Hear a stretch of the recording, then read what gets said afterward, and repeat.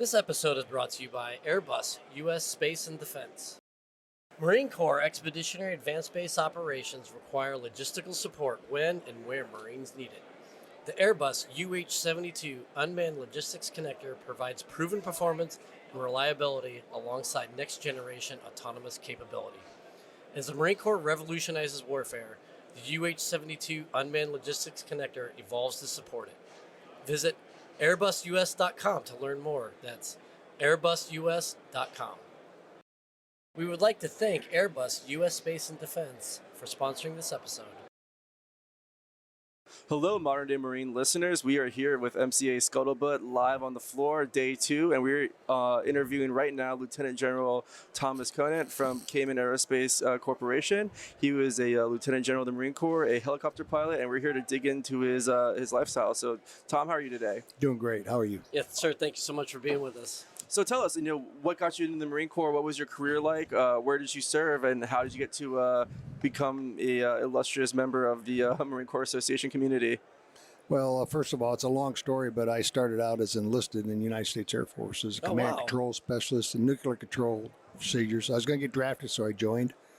And then about halfway through that enlistment tour, my CEO, Richard G. Painter, I always tell people there's some people that help you make decisions in life that truly change you.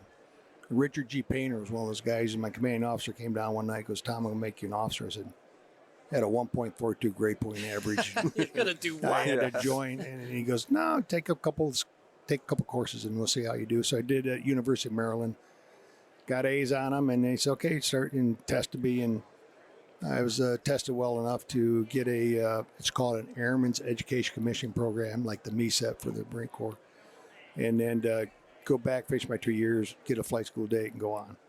Did all that, and then Vietnam quit, and they had a big reduction in force, RIF, and of that was 42,000 airmen. And so all of us moving into this AECP officer program, if you didn't have an academy appointment or an ROTC scholarship, we're gone.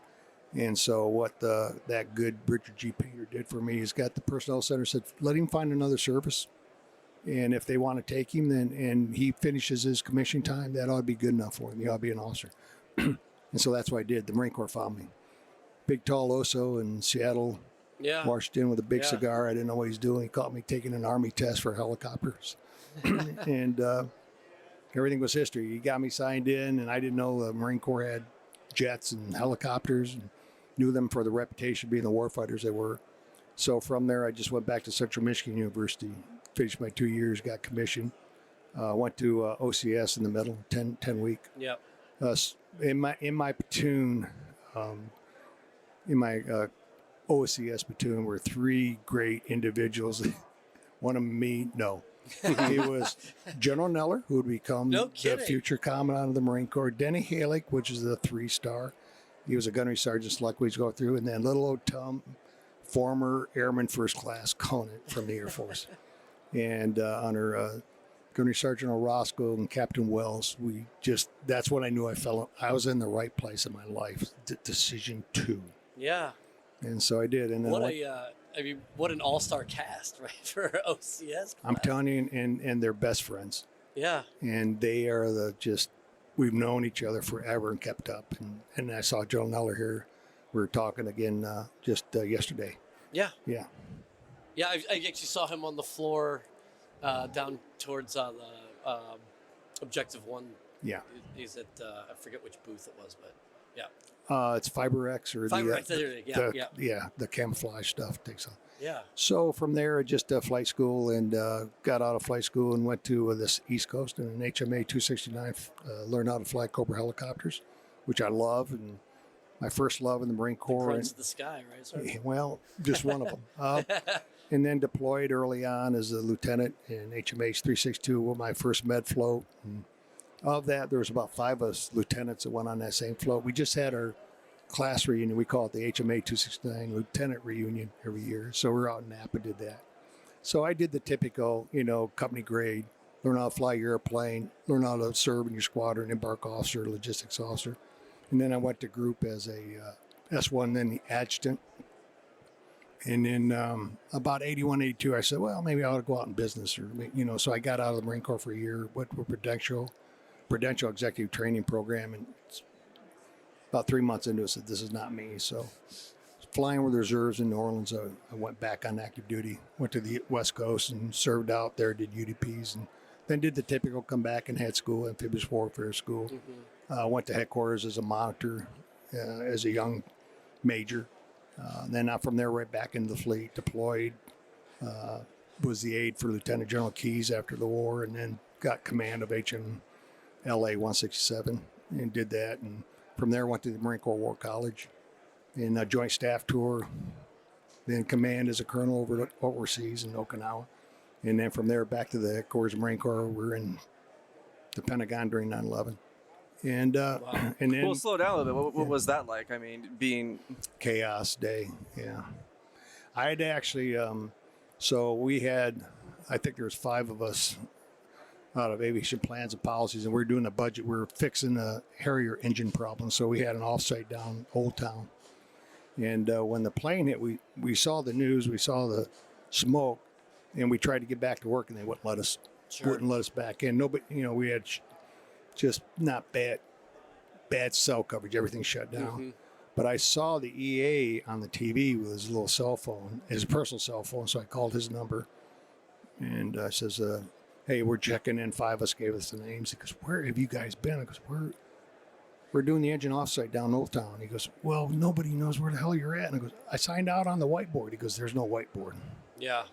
And so he said, "Go home, we'll call you." And so that's kind of started that period. Went out there, worked up at the command center for almost 6 months with General Bedard as one of the watch officers as a colonel. And then got selected for general, did a few things as general, and retired after 43 years. Well, what made you? I mean, obviously, all of that time, all of those relationships. I mean, is that what drove you in towards the being part of the Marine Corps Aviation Association? Well, yes. Okay. So the association looks for those that are retired, that are aviators, and normally, historically, it's that deputy commandant of aviation that's retiring soon, and right, and takes that position. And for some reason, we kind of had a split in leadership for a little bit, and so I was headhunted, by some people to do it, and I thought I would be a former deputy commandant of aviation. It ended up being me, so. I said, I'll do it reluctantly. I'll get us through, but we got to find, the next deputy commandant aviation retire should be taking this over. But I ended up doing 3.5 years through COVID and loved it. And just because of that, something like this, just getting back in and knowing how well the Marine Corps is doing, how hard they're working, and the tough, and helping them be part of a professional organization that represents the Marine Corps, you can never say no to. Right. I think. It's in our DNA, right? Yeah. It is. My wife just shakes her head, says, and my wife Beverly was probably really sweet about this. She goes, "You need to go do this. That's great. Just go do it." And she's never said one way or the other, just go take over MCA and help them. And so we did. Got through COVID, had a great reintroduction of the convention down in Dallas, and we're on our 3rd year now. And, General Walsh is running it now. Real happy. Awesome. And then, so how does that then lead you to where you're at now, sir, with Cayman? Well, so when I retired, we came back to here, Alexandria, Mount Vernon. We had a small townhouse and remodeled it. And so I was deputy commander, United States Pacific Command, and I didn't know what I wanted to do, but I had to, we had a place to come back to. So as I tell all transition Marines, either figure out where you want to live or what you want to do, and then make that a priority. Is it where you want to live, or you just want a job, and this is what I want to do? And for us, it was, I don't know what I want to do, but I know where I can go live for a few years to sort that out. And I thought I'd be there 5 years. And so started working with Command Corporation right away, Bell Helicopter, and a few other starter technologies, a small startup, very smart guys. So I got some consulting business, and I liked it. And I was doing overseas work with Bell, downrange in Asia Pacific, Australia, New Zealand. And then for some reason... Tough duty, by the way, sir. Yeah. For some reason, Lockheed Martin decided to stand up a vice president for Marine Corps programs in their government affairs. And so I was one of 2 headhunted, And I think my competitor should have got it, but he was already a CEO running another company. So I took that job and came back up here to Crystal City, commuted back and forth every weekend to Wilmington. And I worked for Lockheed Martin for almost 3 years and stood up that billet and validated it, I think, in the minds of Lockheed and a lot of other people. And that was very, very rewarding. You're just a communications problem solver where how Lockheed says things, how the Marine Corps says things, sometimes they don't match. And Yeah. I thought my job was to help both parties understand each other, which we do very well as a Marine Corps. I mean, that's in our DNA, right? Right. Yeah, and so did that and then retired out of there, and now I'm just doing a board work for Command, Capewell, did Elbit Systems for a little while, and General Atomics, and a couple others we may or may not be helping. Well, tell us about the museum in Pensacola you work for, because I mean that's I've been there a few times. It's incredible. So, what's your experience like there working there? So positive. In fact, when I was the vice president for Lockheed Martin, that's your additional duty to come down on the board and set, because Lockheed gives a lot of money for their education programs down there, and then other things for replacing their airplanes. But it is the birthplace of aviation for us. So it's great. It's all of our airplanes are there.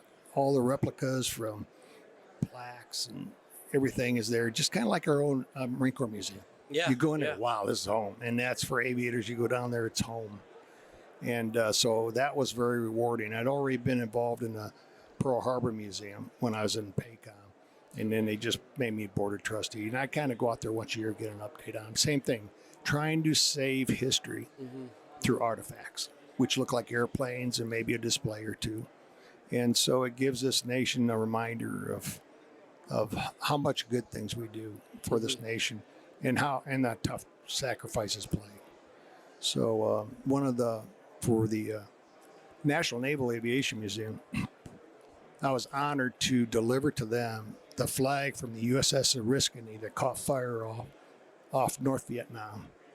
And one of my neighbors was on board on duty that day, and it was an E-1 squadron command control. And they have kept that and passed that down. And when he showed it to me, I said, Billy, what are you going to do with this? He said, I don't know. I'll do something. I said, yeah, I'd like to help you do something, but write your Oriskany friends. I think we need to place that in the Aviation Museum down in Pensacola. And so he approved it. We did it. I just 2 weeks ago got the official letter back from the Navy historian, that this is a validated artifact. Thank you for. I put my name on it because he didn't. I put both our names on it, but I'm kind of running it. So they're going to take that, build a display, and put it up in the museum. They're redoing a section of the museum for POWs and USS Oriskany, a couple other fires, Yeah. So, I mean, that was rewarding. I mean, That's incredible. You just stumble across that stuff like that. And Billy and the Oriskany, I think, partners, there's only a few of them alive still. They're feeling very good about now there's a place for this flag that they've kept, just pass it down from one one duty officer to the next. Awesome. So, as you're now here at Modern Day Marine, retired Lieutenant General. What advice do you have to these young Marines coming out here when they attend their event? How should they conduct themselves? What should they do? Well, first of all, walk around, learn about business. This is America writ large. This is the way we can help our services produce and make viable things that they need both now and in the future. And as you look out here, you see IAA, you see some other partner nations, and everybody is here. And once you're done with the Marine Corps, I tell the general officers when I speak to them, General Berger was gracious enough to let me speak to him a couple years ago. And when I finish up, I said, hey, do what we do, pay back to your Marine Corps, but help these businesses understand what you need and why you need it. And then, oh, by the way, help them better understand what the Marine Corps is asking for and why they're asking for it, which I learned at Lockheed Martin is it's easy to say, sometimes hard to do. Sure. So, and I don't care what rank you are. The fact you wear the uniform gets you respect as soon as somebody in this booth sees you walking down this aisle. I've seen Lance Corporals to generals. Don't care. They want that Marine to come over and talk to them. So we've talked to Lance Corporals, Corporals, Sergeants, Masters, gunnery sergeants, captains, majors, colonels, generals, and they come down and look at our cargo unmanned aerial system, which is a logistics vehicle, and they want to know about it. And that's what they don't understand is that we're young Marines, how respected. And oh, by the way, we want to hear your opinion. What do you think about? Well, how would you use this? And that's what I would encourage them to do. They're worth as much as what General Smith will say tomorrow when he wraps up. Okay. Incredible. Well, thank you very much, Vic. You want to hit him with the last one? No, this is your guys' Well, baby. all right. Well, so this is our wild card question. We always say at the end of interviews. What was your best day in the Marine Corps?